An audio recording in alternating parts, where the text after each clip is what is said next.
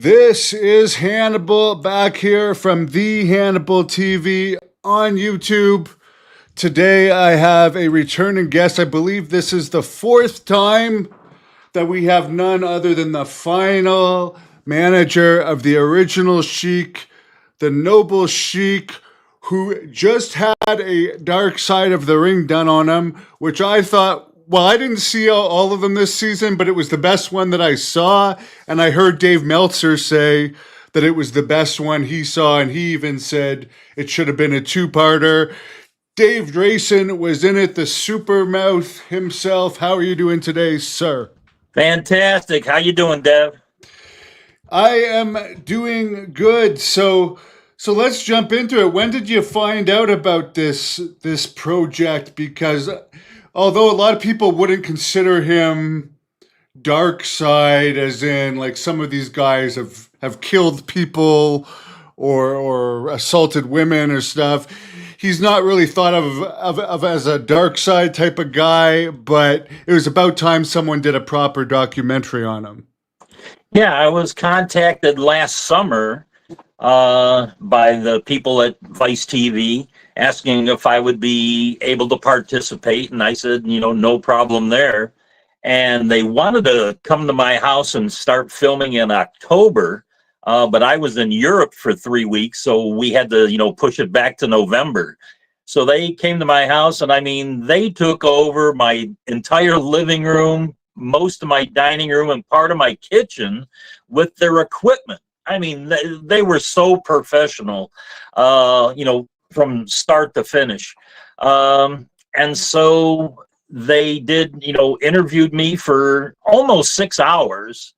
And it went great, and the only thing I could say about the episode is like you said, could have been a two-parter. I mean, this would be one that they could do a 3 or 4-parter on, in my opinion, for all the, stuff that, they probably had at their fingertips. Because, like I said, my interview for 6 hours, which was, I maybe have been on the episode, 5-10 minutes, tops.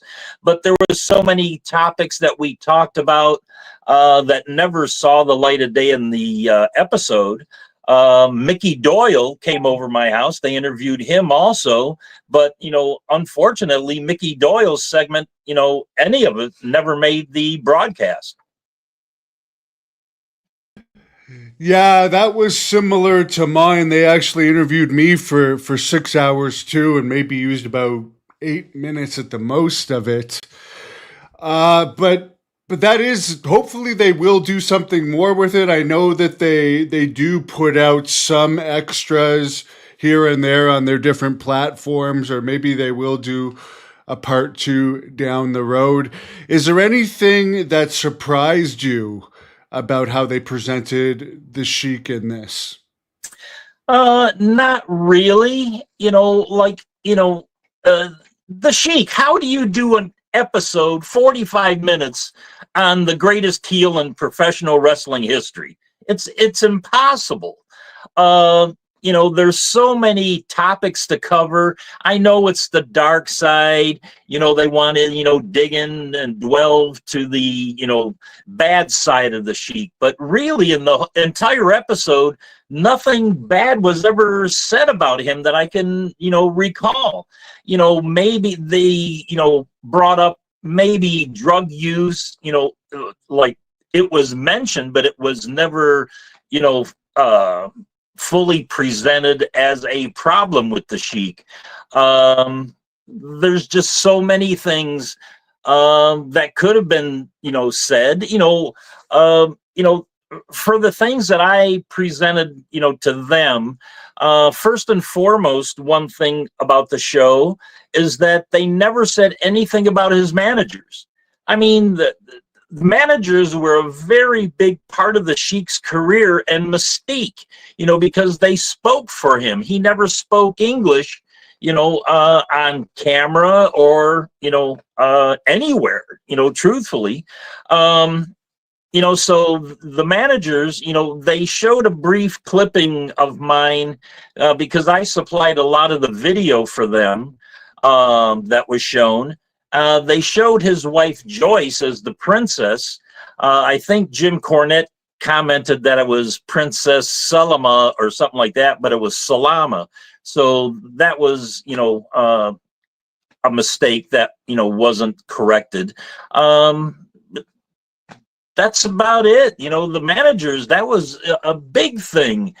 So many people on so many, forums on Instagram and Twitter and, Facebook, so many things were said, about, there was even one comment that I had that was a message to me is this guy said it was a travesty that Supermount Dave Drason wasn't presented on the show. And I says, well, I was, but they used my real name. They used Dave Brzezinski. And, that kind of shocked me a little bit too, that they used that and they didn't put my, gimmick name in there. And then usually they, and I shot a couple things for them, where they say, I am Supermount Dave Drason, last manager, the great noble Sheik, but they didn't even use one of those, to let them know who I was. So, it is what it is, that was the episode. Yeah, I remember with me, they shot a bunch of stuff with my dog, and my dog, who's a character on my channel, was on my lap most of the time, and they cut my dog right out of it. And as a dog lover, I was so disappointed. But it's similar to that. And I mean, some of, not only just you, but there's like Eddie Creechman. Didn't he manage the Sheik? And so many great Abdullah managers. Farouk. Yeah. His wife Joyce, when, he first started, when he was on the Dumont Network in Chicago, she was a big part of, his character back then. He was presented as a noble sheik coming, from Syria. And, he had her, burning incense and bowing down to him. And he would slap her around a little bit, and, give her, gibberish, insults, to incense the fans. And that was her role. And she did it perfectly. And even back then when, the Sheik, was first starting, even up to like the mid to late 70s, his wife Joyce made all his outfits for him. I mean, all the headpieces, the robes, the vests, she made them all for him. Yeah, and you're talking about the dark side of them. They did talk about some things dark, quote unquote, about them. They talked about an alleged gambling issue, and they said he had a lavish lifestyle, and they made it insinuate that it was more lavish than he could actually afford. What do you have to say about those comments? Well, he was a gambler, especially when he went to Vegas, for the NWA conventions. It's like any other millionaire. What do you do with your time besides eat and drink? You're in Vegas, you gamble a little bit. And I think on the episode it was said that he lost $20,000. But to a millionaire, that's like pocket change. It's like tipping money. To somebody like me and you, that's a big hunk of cash, to lose. But for him, it was just nothing. I mean, they talked about, okay, he lost 20,000, which was mentioned on the show, but they never mentioned the times that he won. How come that wasn't mentioned? But when it came to like when I was around him or anything like that, back then there was no sports gamblings, like online or anything like that to be had. About the only thing I can remember is like you had your little football, little card tickets that you'd fill out, bet, like 4 winners up to 10 winners. That's the only gambling that was around the Detroit area back then. Yeah, and when they talk about the suits, that was part of his gimmick, the noble Sheik, the rich Sheik, and even Jim Cornette describes what you've talked to me about in past episodes, the entrance into Detroit for the NWA in the limo. It's like that's part of his character. It's like the $1 Million Man character. You can't go on at him for buying lavish outfits and driving in limos, because that's all part of it. Yeah, no doubt about that. Sheik lived a great lifestyle, always stylish. I mean, from back in the times when I first saw him in the early 60s, walking, because I was always an autograph hound. So you hung around the, doors where they would come in, and, you had your autograph book and stuff. And when the Sheik came in, he wasn't going to sign anything for you, but I'd always snap a picture of him, and he was dressed impeccably, from the early 60s until even the time that I was managing him. He had great outfits, jewelry, he was styling and profiling before Ric Flair even thought of doing something like that. I heard some stories that he would actually sign kids' programs here and there if he was asked at one of his shows in later years. Did you ever see anything like that? In later years, I didn't see him sign, but usually what would happen is like, security guards or policemen or something like that would go to his wife, Joyce, and say, hey, can I get, Sheik's autograph? And she would take it to him and have him sign it. But in front of other people, that would never happen. And they talk in this about him being the true innovator of hardcore, because Abdullah the Butcher was also one of them, but he pretty much copied the Sheik, which he's even admitted in some interviews, and others he won't. But what did you have to say about how they presented him as one of the innovators, if not the innovator of hardcore wrestling? Well, he was. I mean, a lot of people will, some historians will say Wild Bull Curry was the originator of hardcore. And Bull Curry started his career at least 15 years before the Sheik did. Bull Curry was a wild guy, but when Bull Curry would always, his hardcore thing was, the brass knuckles and, his punching, but as far as using weapons and the fire and, the different kind of finishing holds that the Sheik used, everybody associates him with the camel clutch, but I've seen there was times for long periods, I'd say months, that he would use different holds. Like he would have like the person's arm and back of them on their back, and he would take their arm and he would roll over the top of them. That was one of his finishing holds. He also had the cobra clutch that he used, and of course the fire. So you talk about an innovator for hardcore, the Sheik was right at the top more than any other wrestler in the history of professional wrestling. And they talk a lot about this about his dedication to kayfabe, which we've talked about before. One of the guys that never really broke kayfabe. You're not going to find, to my knowledge, too many videos out there of him, unless there's home videos that his family have released of him out of character. What did you think about his commitment to kayfabe, and how did that help the character get over? Oh my God. There was nobody in the history that I was ever around. I mean, I've been around all the greats, mostly the heels, and especially masked men, who tried to keep their identity, secret, but, they would never talk to the fans or autograph or anything. But I'm talking about, for his whole career, from almost day one till the day he retired and couldn't wrestle anymore, you can't find any video, any audio, anything to where he broke character.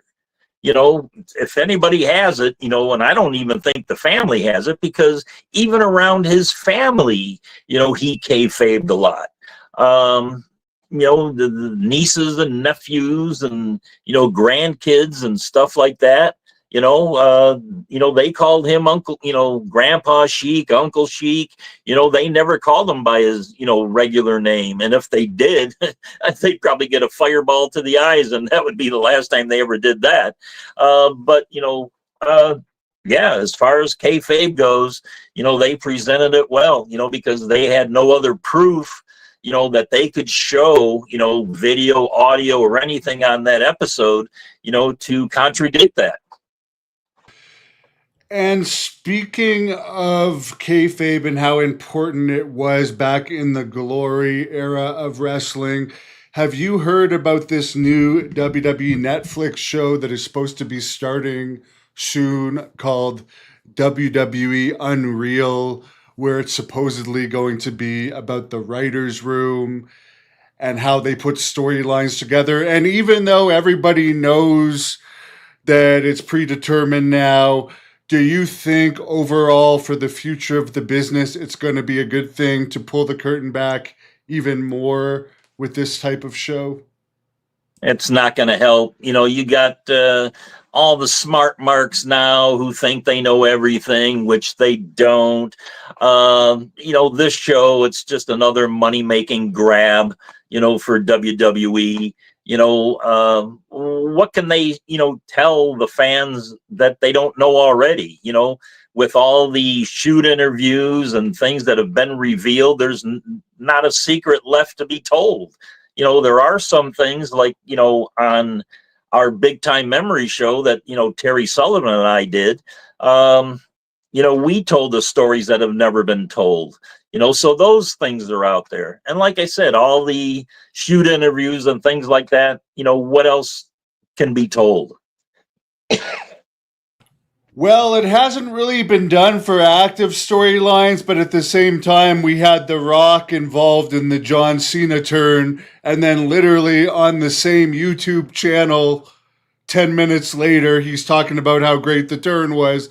So I think it's harder to suspend disbelief, and I think the more you make it hard to suspend disbelief, the more people are just going to tune out.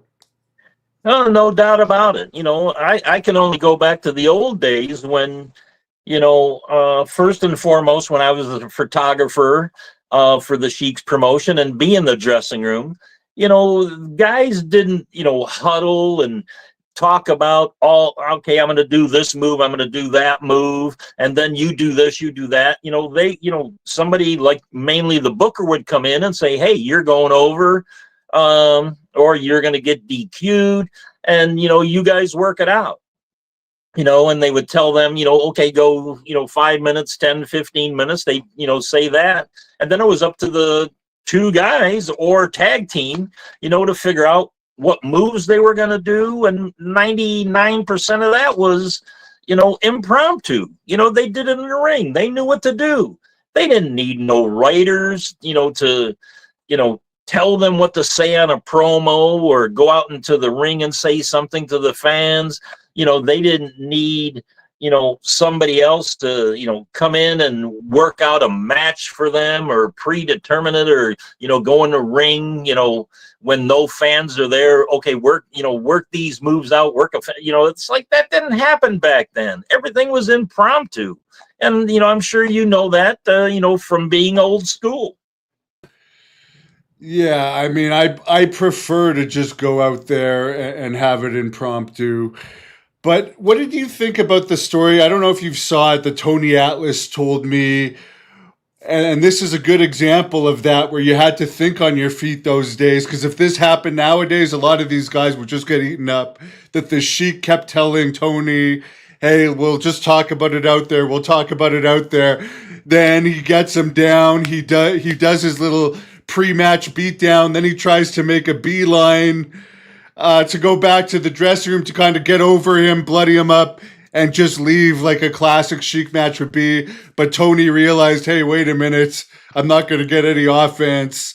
And he had to chase him down, and he got a little bit of a fight in. And I guess the Sheik ended up respecting him for it. But I mean, that's how it was in the old school. I guess you'd have to have your senses and wits about you, because stuff like that would happen. Well, sure, the Sheik was an old veteran. He knew what would get over. Tony Atlas, he was still green as grass. I want to do this, I want to do that.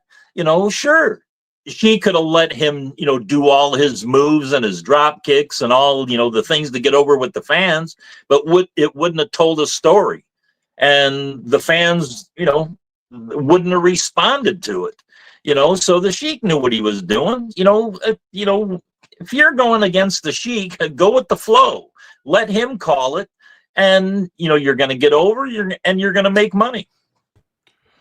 Wrestling with Racism says he couldn't believe how Dark Side of the Ring undermined the 1967 riots with the Sheik.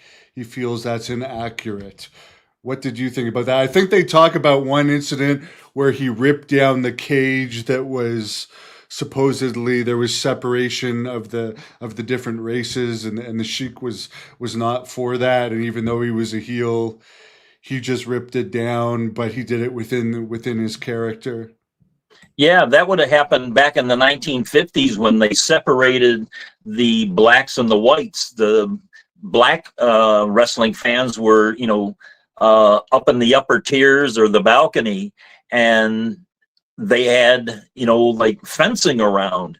And, the Sheik, being an American, as somebody who fought in, World War II, Army veteran, he probably didn't take too kindly to that. He had no prejudice to him. And that's what he did. And, what better way for him to get over, than to go up there and rip that kind of thing down. And even, they didn't bring it up in the episode, the 1967 riots in Detroit.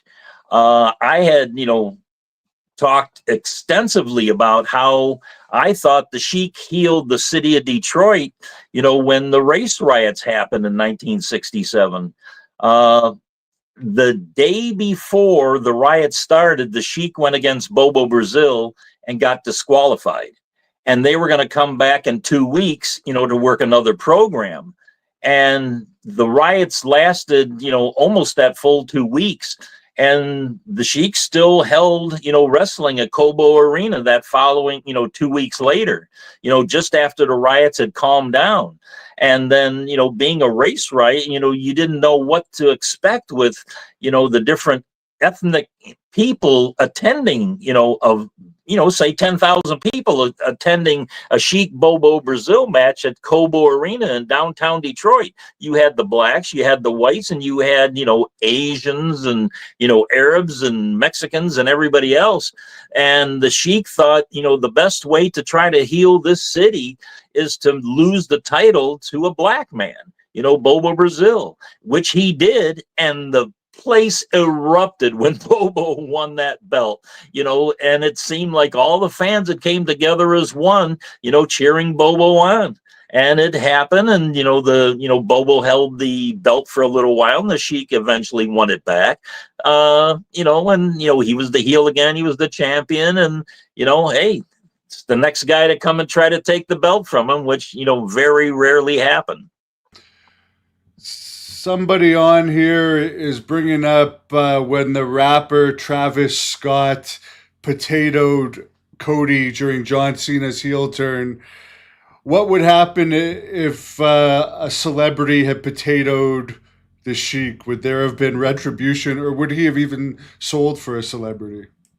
Well, first and foremost, I'll say this for, a number of times that I saw that happen. If it was to happen in Detroit at Cobo Arena, there was so much security. There was the star security plus the local police were there. If a fan tried to attack the Sheik back then, if the security didn't get them first and they were able to get their hand on the Sheik, they would either be sliced and diced or, hurt worse than... I know a few times when they brought, people who tried to attack them back into the dressing room or one of the separate rooms, and, held him until the match was over, and the Sheik would go in that room and just act like a crazy wild man. And I'm sure that fan probably crapped their pants, no doubt about it, but there's been times where it's been known he sliced and diced a few fans with the, blades that he had on his fingers, and it was great protection for him because, I can't think of any other wrestler in wrestling history that would have wanted to be attacked more than the Sheik. Oh, so he actually got off on it. Oh, yeah, no doubt about it. Yep. Yeah, it's interesting. I've seen Gorgeous George get attacked, and he was tough. I saw some fans really go after him, and he still just plowed his way past them, but he didn't look like he was enjoying it. Oh, yeah, I feel sorry. Hey, that's the thing, about, wrestling back in the day. These performers, would bring out emotions in you. I'll say the Sheik against Mark Lewin. Mark Lewin, and even Louis Martinez for that matter, they sold moves like nobody else. I mean, Mark Lewin, I can remember a number of times when he went against the Sheik. The Sheik would pummel him. Mark Lewin would roll out of the ring like in such a daze that he was like, within an inch, of his life. And he would roam through seats and go up the aisles like, he didn't know where he was. And the sympathy that the fans had for him, trying to, comfort him, get him back toward the ring. It was just an amazing sight, and it was all the work, of course, but the way they sold back then.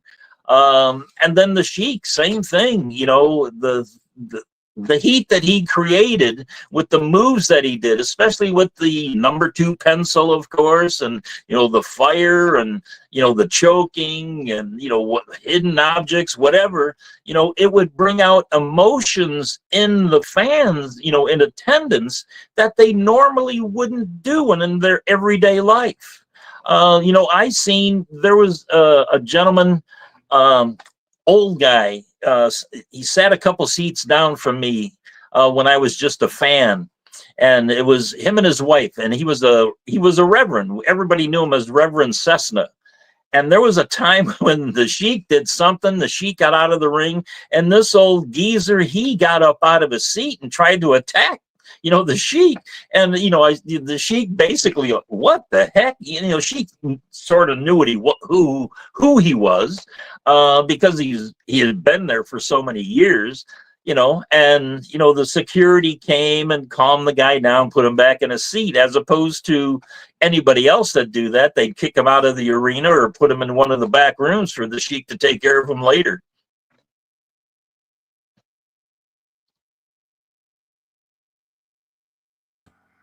Sorry, it's not letting me, wasn't letting me come back too fast there.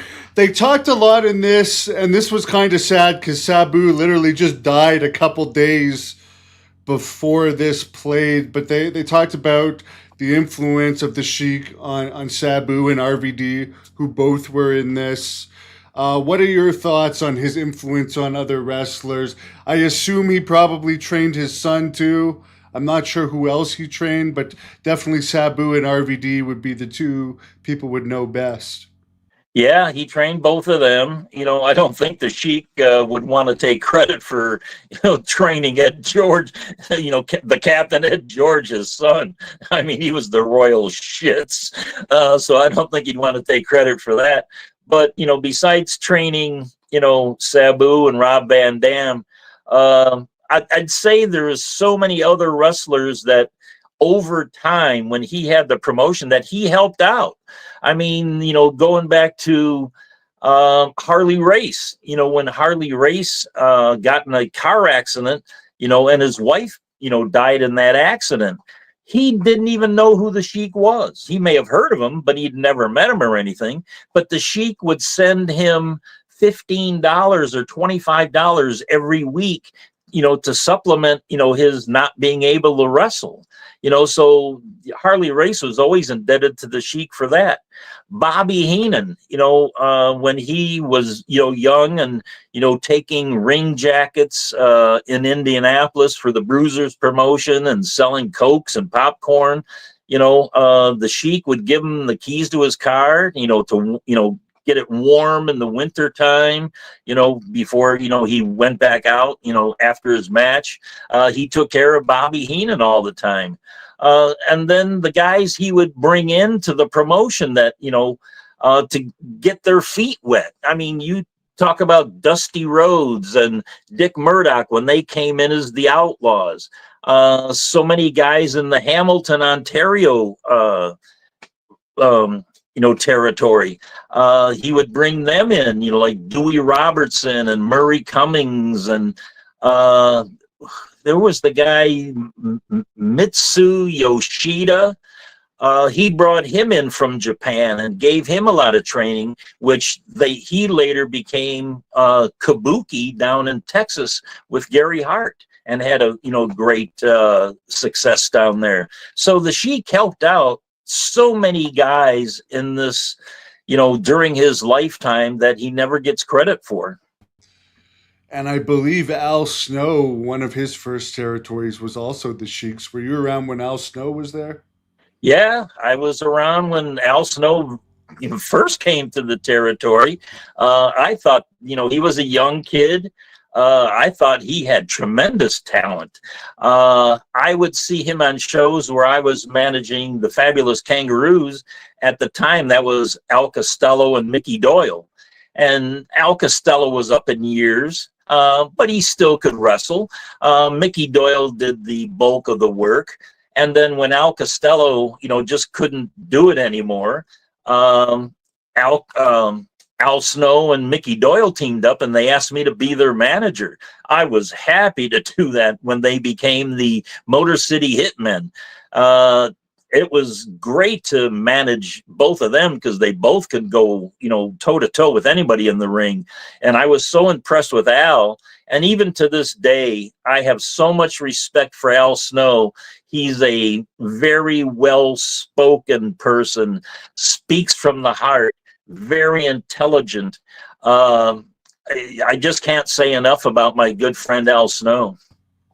Yeah, and he's very reliable too, and trustworthy. He's a little long-winded, but good knowledge. But you'll definitely get a very long and detailed answer from him. I hope so. Great guy. Another thing they talked about in this, and by the way, I'll throw it out there. I actually defeated Al Snow. For anyone that hasn't seen it, look it up on here. But he gave me a hell of a match. It was like 25 minutes. And Steve Austin even watched it and put it over in his podcast with Al Snow. But another thing they talked about in this was the dangerous matches and the risks the Sheik would take, such as his 1992 barbed wire death match in FMW in Japan. Were you concerned about him during this time? It was at a point in time where I got out of the business. The Sheik was the last, one of the last persons I managed in my career. At the time I was managing the Sheik. I was managing Heavy Metal Malcolm Monroe, and I was Mickey Doyle and Al Snow, the Motor City Hitmen. And then, the economy wasn't good in the Midwest at that time. And the Sheik stopped, performing anywhere around here. He was doing mostly Japan at the time because he was getting great payoffs then, as opposed to doing, local, high schools or little arena shows where, the promoters, paid him well because he demanded it. And if you didn't pay him well, I feel sorry for that promoter. But would he have like a flat rate in later years, or would he still be operating off of a percentage of the gate? And at what point would that have stopped? Because I know at some point in the 90s, they stopped paying a percentage of the gate. Yeah, in Japan, I thought, my, thing was I heard he was making 10,000 a match. So if he stayed there for a week or two, he was making some pretty good money. But as opposed to local shows that I was on with him, I don't know what his guarantee would have been. I wouldn't think he would go for 10% of the gate because, sometimes we perform in front of 150, 200 people. But then again, there was times we perform, for well over 500 to 1,000 people, so you couldn't really guarantee, how many fans were going to show up. So I never got into his money affairs, and uh, I certainly didn't get any more money either managing him, as opposed to managing anybody else I did at the time. So it was great to have the opportunity to manage, the person I looked up to, most of my, wrestling life, and had the opportunity to manage him. I mean, oh my God, the highlight of my wrestling career, no doubt about that. Um, but Were that's you it. on salary, or were you because you worked in the office too and had a lot of duties? Well, when I worked for him, I was, just the, photographer, and I wrote the body press program then. And uh, at one point, I mean, I was being taken care of by his wife, Joyce. She would, do all the checks. But after like a year or so, Eddie, Farhat Jr., took over, sort of, looking over what I did, all my photographs and all the stories that I wrote. I never had any stories rejected or any photographs rejected, but there was a time when, I did all this in my, parents' basement. I developed my own photographs, blew them up. I did all that. I sat, on my bed and, typed out these ridiculous stories that I can come up with. And I was paid $5 per story, for the body press. And then I was given 50 cents to $1 for photographs, 50 cents for a black and white, $1 for color pictures. So as far as the photographs, go, I was losing money because, the paper and the chemicals that I needed to, develop these pictures, that stuff wasn't cheap. So, I was losing money on the photograph side, but I was making money, because it didn't cost me anything to, write the stories. It was just off the top of my head. But there would be times that, Joyce, would be done, writing checks out, and she was getting ready to leave. And she says, "Oh, I'll write it here. I'll put it in my ledger here that I owe you for the stories and your photographs this week. And then, in 2 weeks or the next week, I'll take care of you with the new stuff." And then there'd be times that, say a month later or something, she didn't erase that IOU, say $150. And, oh, I forgot to pay you, which she already did. But, it's like, oh, okay, thanks. Pay me again. I took it and didn't say a word. So that was the, the Scrooges to you, Ed Farhat Jr.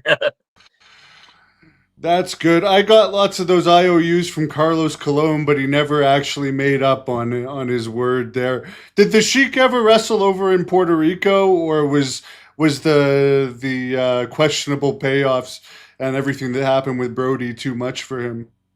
Back at that, say the 80s, 90s, early 2000s, I don't recall ever seeing a result of him ever being in, Puerto Rico. He would, just go to Japan. Why take the chance? Yeah, exactly. Now, we brought this up briefly before that there was like something special about this episode because Sabu had just died, and here's this new footage that we haven't seen from Sabu before. And let's hope they put out their whole interview of him. But here he is talking about his uncle who had passed as he had passed. What were your thoughts on the coincidence of him passing? And have you heard anything more about his passing that maybe the rest of us that aren't close with the Detroit wrestling scene might not know? Well, I thought his appearance on the show was, a stellar.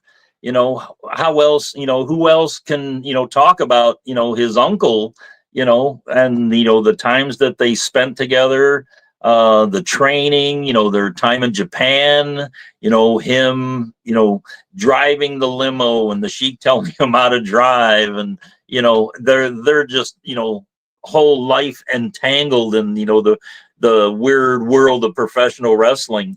It was great. As far as, his passing, so sorry to hear, he didn't even get to see the episode. But, from what I heard, it was a heart attack. He died in his sleep. But he wasn't in great health to start with. They had that, his final match.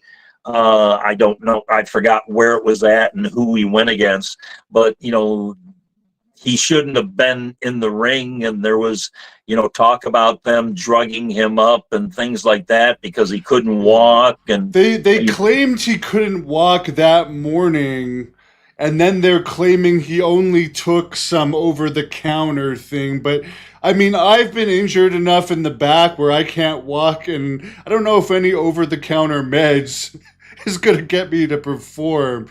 And I'm not holding that against Sabu. I mean, God bless him for upholding his booking, but sorry to interrupt, but I don't believe that was just an over the counter med if he really couldn't walk that morning. yeah, it's a shame. And I'm sure, he needed the money. I, he wasn't old enough to collect Social Security, and he doesn't have any wrestling pension coming in. About the only other income he might have had is if he did autograph signings or something like that. At FanFest, and I don't know how many of those that he did either. And going back to the episode with him, Rob Van Dam, myself, it was okay to see the grandkids in there. My only issue with that is they were so young when the Sheik was at his height and wrestling career that they didn't see him in his prime or anything like that. They saw him as an old guy who was body was just like dilapidated, and he was just a homebody at that time. And then again, if you can tell me what you thought. They had the Butcher on for maybe a small segment or so, and then Dory Funk Jr. was on there, and it's like I don't think he lent a hill of beans to that episode. So if they could have eliminated the Butcher and Dory Funk Jr., I know their names and people want to see them on TV, but I don't think they lent anything to the Sheik story at all. Considering the time restraints, no. And just for Sabu's death, I mean, I I'm sorry that he passed away, but do you think that, like, in the grand scheme of things, it's almost fitting that he dies after his last big match, right before the Sheik episode? Because let's face the facts here, he was in daily pain. He's not going to go work at a grocery store. There's no, like, I don't know how he would have survived. I mean, I know at one point he was living in a hotel.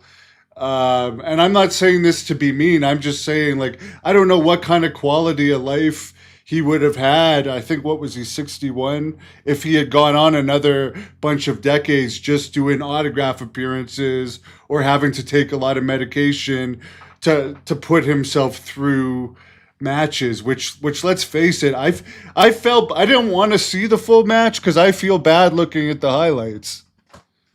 Yeah, I haven't seen it. I saw, a couple clips here and there. He didn't look good, and from all indication, when, he wasn't in good health for years. And then when his, other half, Melissa Coates, passed away, he was pretty devastated about that. You know, hard to say what was going on in his mind. I'm sure, being in daily pain, I mean, I still, at my age, 70, I still have some of those wrestling pains every day. And, you work your way through it. And I take a couple of Aleve, that's, my only drug of choice. I've never done any coke or, any hard drugs to deal with the pain. I just am pain tolerant, I guess. But but I didn't, even though I took, my share of bumps and, bruises and aches and pains over the years just in my managing career, hey, I wasn't one of these guys like Sabu who, every day that he wrestled, he, sacrificed his body in ways that, his uncle never would have. Yeah, and his last match with me, I think I had his third last match, would have been about 2 or 3 years ago. And I remember him telling me before the match, I wouldn't have even come to this if I didn't need the money. And I paid him extra to get juice in the match too. He's like, I really needed the money. Then he showed me, and I don't know if he got this from the Sheik, he had this knife in his boot. And he's like, take care of me out there because I'm in a lot of pain. I'm like, don't worry about it, man. Like, I wasn't planning on it because the way I looked at him was a legend. Well, the But I one, keep, yeah. one thing I remember about Sabu is that I saw him a few times when he was a young kid, that his parents brought him to Cobo Arena and he'd be in the back dressing room. I didn't know who he was. I just knew that he was a relative of the Sheik. And then when, he was first breaking in, when I was managing the Sheik at that time, he was wrestling as Terry SR, so, and he was quiet, just, sat in the dressing room, near his uncle and, was quiet, didn't say much at all, wasn't interactive with any of the other boys, and that's basically how I knew him. I saw him one time at a local show here that I was on, that he was wrestling on. And I'll just say the interaction between me and him wasn't pleasant. I think it was more the drugs that he was on or something, or an ego trip or both. But it wasn't pleasant, and I don't hold it against them. It's no big deal. It's, no sweat off my back. You don't want to talk to me, no big deal. I can tell you flat out, and I've told the fans this, in my experience with him, he was not nice either. Is he a wrestling legend? Yes. Did I find him to be a good person? No. But he was a heel, but we're not here to bury him. I think he was still good for the wrestling business overall and a great character. But I had a fan that wanted me to ask you if you could describe the atmosphere in Cobo Arena when the territory was really cooking and the Sheik was in his peak. Well, it was electric, from start to finish. Me, when I was the photographer, I was up at the ring, a good amount of time because, certain matches like a Lou Klein match, I didn't need to be out there photographing that. And I'd be in the back dressing room, shooting posed, shots of, guys once they, had their gear on. But then, certain guys, the talent that was here in the highlight years. I mean, you had Pompero Firpo and Killer Brooks and Tony Marino and Haystack Calhoun and Bull Curry, Bobo. I mean, you had the best of the best in the wrestling world here. And I mean, certain matches, like a Killer Brooks Tony Marino match, that got fans out of their seats. It was so good. Johnny Valentine matches were incredible. Bull Curry, fans would go nuts, for him, everything that he did. But, everything came to a crescendo when the baby face would come out, who was going against the Sheik. I mean, they were lauded, with applause and everything. But when, the Sheik, came down that middle aisle and toward the ring, I mean, just the cat calls and the boos and just everything. You could just feel the hate, just vibrating throughout that arena. And once he started his prayer ritual on the rug, I mean, fans would go nuts about that. Once the match would start, and at some point the Sheik would bring out the number 2 pencil, and the referee couldn't see it, and he'd hide it, and he'd use it again, and couldn't, and then when the baby face would make their comeback, swat the Sheik, the pencil went up in the air, the baby face would get it, start jabbing the Sheik with it. I mean, you couldn't imagine the decibel noise that was in that arena when something like that happened. Even if there was a title change or not a title change, or the guy, Sheik got disqualified, the energy was just electric. And even I felt it up at the ring, just hearing it, feeling it, and being that close to the action in the ring. It was just amazing. And the amount of great photographs that I got from it, they're just, memorable.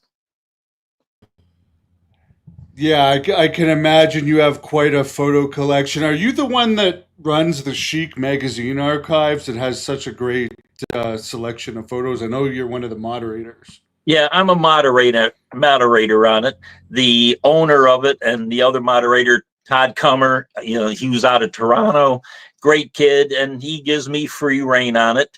I supply, a lot of, my photographs and, any other Sheik memorabilia I may have.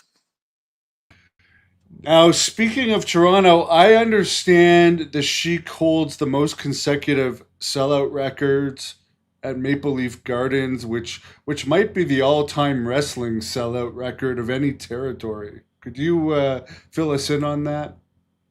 Oh yeah, it's like when I would go up there, because the Tunnies, they would always be at the Cobo Arena shows. They'd come down for that, and I got to know them pretty well, and they always were kind to me. That anytime I come up to Toronto, just come on up. You're welcome to come shoot photographs right up at the ring. And then almost every time that, and a lot of times I just go drive up at the boys. There'd be times that, Bobo, he'd be going up. Hey, Dave, you want to come with me, drive, and Bobo's reasoning behind that was because I was an extra person to get him a Royal Crown or Canadian Club, a leader of Canadian Club at the border, so because he would drink a liter of Canadian Club whiskey on the way to Toronto and drive home and have another liter on the way back home. So and they let him across the border with I guess different times. Yeah, that's and then, like what 60% proof. Oh yeah, the funny one about that too. It was myself, Bobo Brazil, and Tony Marino. So we're driving, up, had no problem going up to, Toronto. Bobo had, his Canadian Club, and, Tony Marino was taking sips out of it too. So Bobo drove up. Tony would sit in the passenger seat. I'm in the back seat. So on the way home, halfway, we were around London, Ontario, or somewhere there, and Tony Marino's driving. So he, was feeling his whiskey a little bit, and he was like swerving on the road a little bit, and I, hey, I'm a young kid. I thought, hey, these guys know what they're doing. 40% alcohol. I just looked it up there for the fans. Yeah. So anyway, we get stopped by the cops. So anyway, cops pull us over, and, cop comes to the window, and he sees, Tony Marino and Bobo, and he knew who they were. And they go, hey,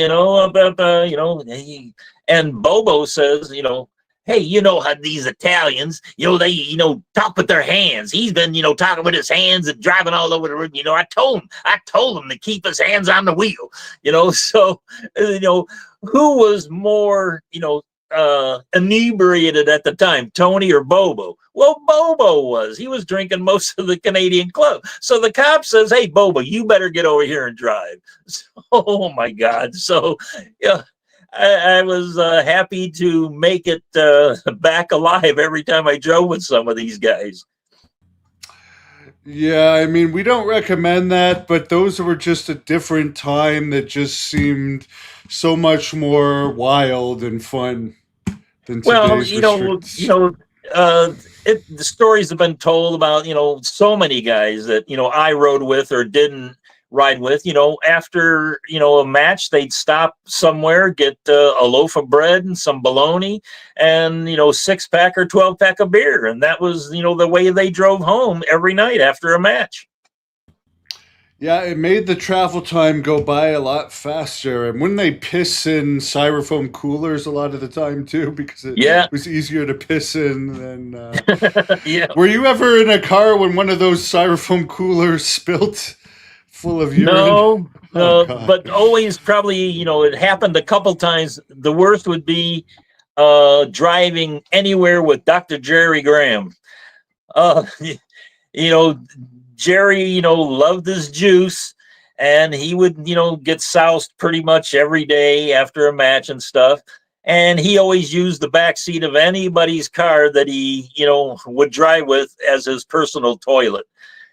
There, then Jerry back then he would, wear the, wildest color, slacks and, colorful clothes. And I remember one time, Killer Brooks got a new Cadillac, dark green on the outside with this tan material on the inside, leather, and it was just beautiful. And this one time, Dr. Jerry Graham, it's a long story about us getting, accosted by a bunch of bikers on our way back from Columbus, Ohio one time. And to make a long story short, Jerry Graham, just, wet his pants, like he always does. And he had these red pants on. And like the next day, Killer Brooks gets in the car and looks, and the back seat has like a 3-foot squatch of big red all over his tan, leather seat. Yeah, he had nuclear heat for doing stuff like that to everybody. Now, as far as the Sheik and Andre the Giant, as we wind things down here, is any stories of those two you could share with us? Because I know you were in charge of driving Andre around a lot. Yeah, I mean, when Andre first came to the territory, Sheik asked me if I'd drive him around. So every day, every city that we were in, be it Detroit or I'd pick him up at the hotel, and we'd go after the matches to the Lindell AC club for burgers and beer and stuff. But then driving to say Cincinnati, Dayton, Lima, Cleveland, wherever we had to go, after the show was over, you better have a car full of beer for Andre. Because I mean, the one time that we were, from Dayton, Ohio to Toledo, which is maybe a 2.5-hour drive, he downed 2 cases of beer and then wanted more before we even got back to Detroit. And this is like 2, 3 in the morning. Where am I going to get more beer for you, Andre? But the Sheik took care of him well. That's my only stories about him. I, drove Andre around. He was a great person. There's a fan on here, and I haven't heard this, but Eddie Manfield, I don't trust him from what I know about him. He says that the Sheik supposedly supported him going on 2020 and exposing the wrestling business in '85 on that same episode. For anyone that doesn't know who Eddie Mansfield is, he was a promoter and wrestler who also appeared in that 2020 expose showing John Stossel how to wrestle. And apparently he's claimed that the Sheik gave him his support to do that expose.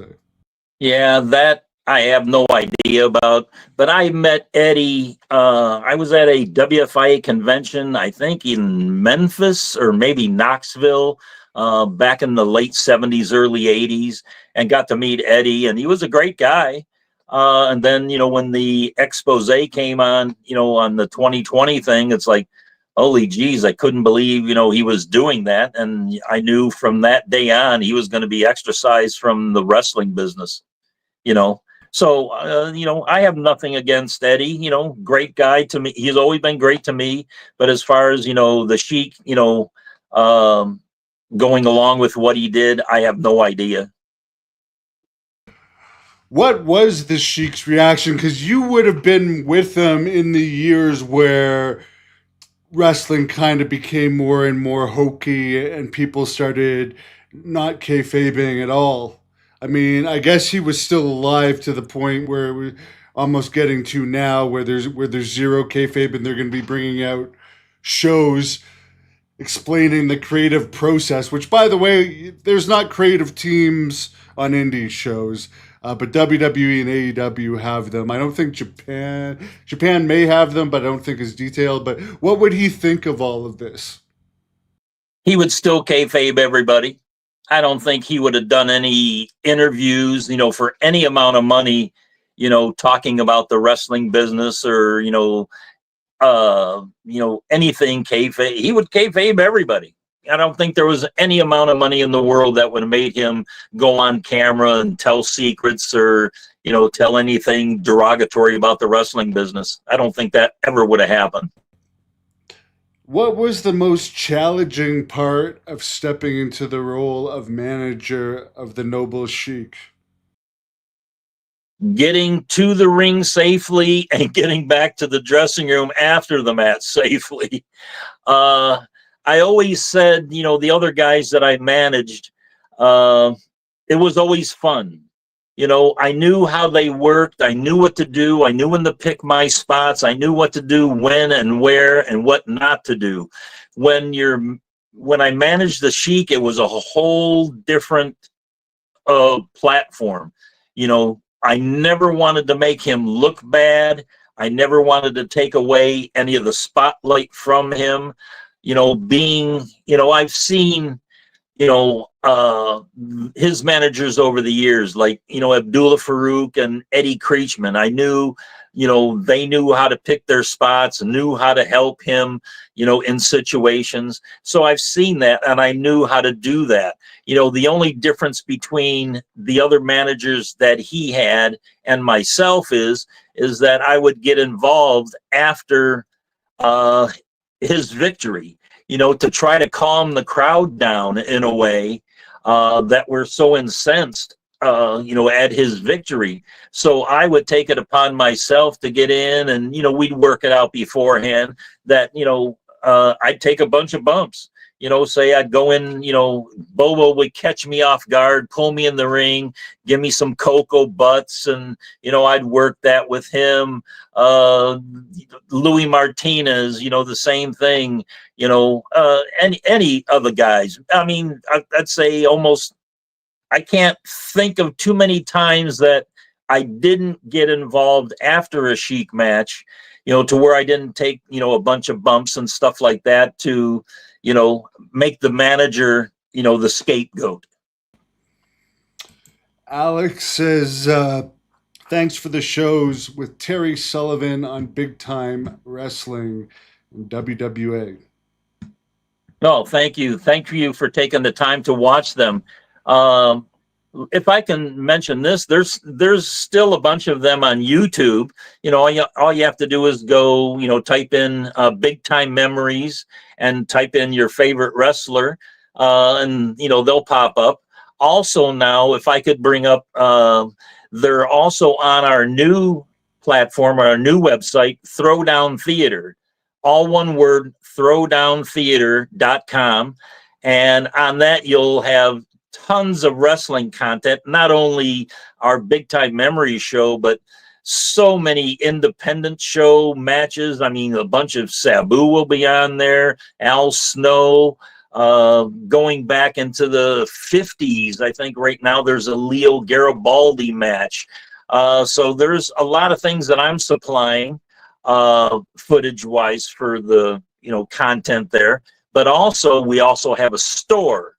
and that's a shop. Most of it is T-shirts of your favorite, big time wrestling stars. We have Bobo and the Sheik and Bull Curry and George Steele, and I think Andre the Giant's up there right now, and we're still adding more content. I'm pulling out all my vintage photographs of these guys, getting their best face or body shots to put on a T-shirt. So go to Throwdown Theater, take a look at it. But I also have some of my iconic photographs that are blown up. I think they're like 2 foot by 3 foot canvas prints. One of them is the Sheik and Bobo Brazil with Joe Louis as the referee. There's another one that I did a special body press program that lists probably 95% of the big names that ever worked. Where would we find the this? Promotion.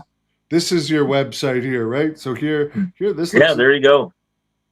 Tex Monroe. Yeah, Throwdown Theater. Check it out.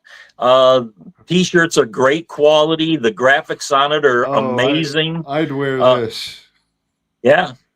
So if you want a Bloody Sheik T-shirt, there's one there. I think there's, one of the Sheik, Bobo, and I. Like I said, there's the canvas print of Bobo, the Sheik, and Joe Louis. Check it out. You lost your hair early like me. We're both in the same. You look so young there, but well, the who is that I with you? had Is that Sweet Daddy Siki? No, that's Heavy Metal Malcolm Monroe. Okay. Yeah, and for anybody in the Detroit area, there's going to be a Malcolm Monroe's son, the DBA, who runs XICW. There's going to be a Sheik Malcolm Monroe tribute show in Lincoln Park on June the 28th. So if you can, make it out to that show, a bunch of, former wrestlers are going to be there, and it's going to be a great card. June 28th, Lincoln Park. Be there. Is that where the band Lincoln Park is named after? Have you ever heard of that band? No. No. Yeah, I heard of them. That's a whole different thing. There's a lot of Lincoln Parks around the country. I know there's Lincoln Park, Illinois, Lincoln Park, Michigan. But Lincoln Park, the band, they spell their name different too. Now there's going to be some cards coming out too, right? Or is this? Oh yeah. Here we go. It's another one of our new ventures. A lot of my vintage, photographs, and there you see them there. There's right now we have 8 of them. I have them in my hand here. And the thing about these trading cards is that right now, we're giving them away for free. All you have to do is go to our Throwdown Theater site. I think there's a thing for trading cards. You give us your name and address, and we'll mail you the cards for free. You let me tell me anybody else, the WWE, greed mongers, they don't give anything away for free. We're giving these away for free. Just give us your name and address, and we'll mail them to you. And then once we do the first 10, then we're going to start, packaging them. And then they'll be like baseball cards. You don't know who you're going to get in the pack. And I've got, well over 1,000, photographs ready to go that are going to go into these packs. But, so far we came out with, the Sheik, Bobo Brazil, Dick the Bruiser, Pampero Firpo, Terry Funk, Louis Martinez, Bull Curry, and George the Animal Steele. Those are the ones that are, available right now. We will be coming out with Andre the Giant and Malcolm Monroe for, the tribute show. Those will be our first 10.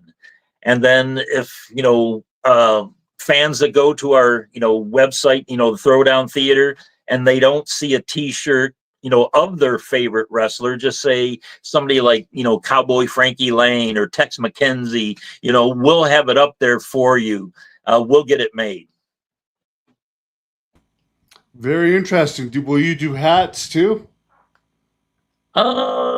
We probably will get into that. I'm not sure if there is a hat. There may be a Throwdown Theater hat. I think it might be one of those, pullover hats, not a baseball hat. I think Okay. there's one on there. I'm not sure, but I think there was one. But we'll get that done. We're And in the infancy of it. We've only had the store and the website up for 2 months now, and we're still, providing new content for the wrestling fans. So that's all I can say is check it out, and hopefully you find something on there that you like. Well, I'll definitely have to order some cards and show them to the fans on here and tell them that it's not a work. You're actually sending free cards, which that's pretty nice of you. Yeah, I mean, who else is doing something like that? Like, I Nobody. always say, even when I'm at, autograph signings and stuff like that, I don't charge. I give, my photographs and autographs for free. I'm not a big name like, the Undertaker or something like that, who, has to have $150 to support his habit, to have your picture taken with him and stuff. How many I think it's millions of dollars $1,000 for a shot with him. To get a shot, it's 1,000 US. Yeah. A shot with him. How many millions of dollars did they get out of these fans already, and they want to screw them even more? I think that's a travesty. I don't know if you've heard this, but they tell people, oh, don't approach wrestlers unless it's at a WWE sponsored autograph session. So don't bother them in the airport or they're going to snap at you. You got to pay however many $100 so WWE can get a cut of it too, but they'll now use the excuse, this is their personal life. Don't bother them in their personal life. Hey, my wife can tell you there's been times I've been at an airport, I think it was last year, I'm at an airport in Barcelona, Spain, and I'm sitting there, reading a book, and some guy comes up to me and says, "Hey, aren't you the guy from Big Time Memories?" I go, "Yeah." And it's like, I even had a episode a couple weeks ago. I went to this new doctor for something that my, primary doctor, had me go to see this guy. And I'm in his office and he's looking at my chart and he looks at me, he says, "Didn't I just see you on TV?" And I go, "Yeah." He watched the episode, on Dark Side of the Ring. And then that's all he wanted to do was talk about old school wrestling. He grew up, in the 50s, 60s, the Sheik era. And I gotta ask you, as a wrestling expert, it seems like the McMahon heat is cooling off now. He's still a stockholder, but now he's opening up a company which is going to have to do with live event and sports presentations. Do you think he could get back in the wrestling business in some capacity, or is he done, in your opinion? No, I think he could do it. It's just like so many of these other, stars. I remember, what was it, Marv Albert?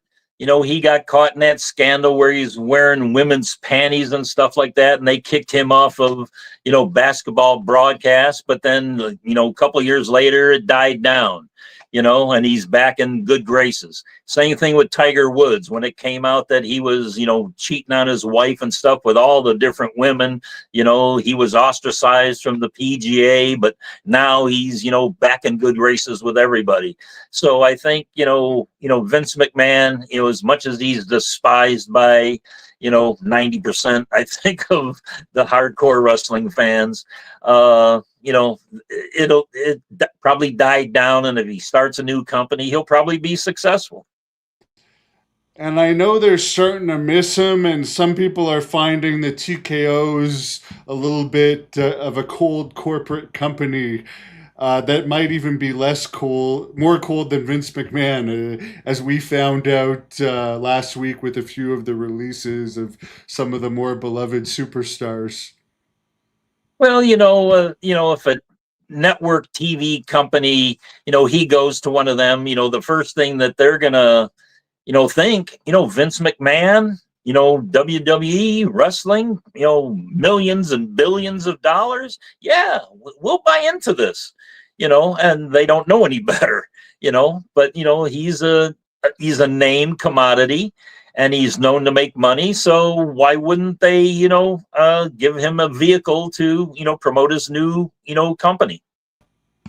Well, I personally hope something new pops up. I mean, I don't have much faith in him after what the last bunch of years he did in WWE, but it seems like there's in need of something new because AEW initially promised to be back to traditional, but it's more untraditional, I would say, than WWE even these days. So I hope something new comes, but I'm not holding my breath on anything anymore. But luckily, we have podcasts like this to reminisce, and Dark Side of the Ring brings us back. And thank you for coming on, by the way. And is there anything else you'd like to tell the fans about this Dark Side of the Ring episode? Which fans? I mean, I've had my ups and downs with Dark Side of the Ring, but I would say this one would be worth watching.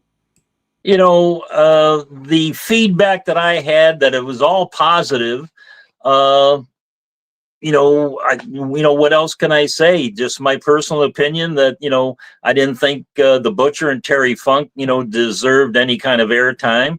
I'm sorry that, my good friend Mickey Doyle, nothing of his was able to be, shown. There was so many things that I had brought up, in my interview with them, that I was hoping that it would make the show. More than anything, the Sheik healing the city of Detroit during the riots. I had also, nicknamed and, said that Cobo Arena is the house that the Sheik built, and they should put a bronze statue on top of that place to honor him. But, like I said, how do you, do an episode on the Sheik in 45 minutes time? And then, I'm hoping, that they do a extended episode, a part 2, maybe a part 3. There's so much, more to be told, as opposed to, like, I watch them all, like the Daphne episode last week, and what else is there to tell? They don't need a part 2 on her. The guy before him, I forgot the guy already. Billy Jack Haynes, what else, could you do, about him? It was all said and done. You don't need any more, Hell in the Cell, Mick Foley falling off the top episodes, How which have much been, more can we hear about that match, for crying out loud? I mean, I'm sick of hearing about it. No offense to him, but yes, he yeah, fell off of a cage twice. It's yeah. 25 years later. Yeah, Let's or they're gonna have another Bret Hart got screwed episode and stuff like that, and it's like, the fans will watch it, and that's what they're used to. But I think the Sheik episode was a throwback to the old days that a lot of wrestling fans who watched Dark Side probably didn't. They're thinking, oh, this is the Iron Sheik. No, that's not the Iron Sheik. Who's this guy? And then the more they watched it, the more they realized that, man, this guy was the real deal. And, like I said, they can only do so much in 45 minutes. There's a lot more to be told. Hopefully they do, a part 2, a part 3, or an extended version, and do, more episodes on some of the old school guys. I pitch them, like, to do Killer Brooks, Dr. Jerry Graham. I mean, those episodes will really be, eye-opening, but it is what it is. I enjoyed it. I hope the wrestling fans out there watched it, enjoyed it, and, get a hold of me on my Facebook thing and let me know what you think.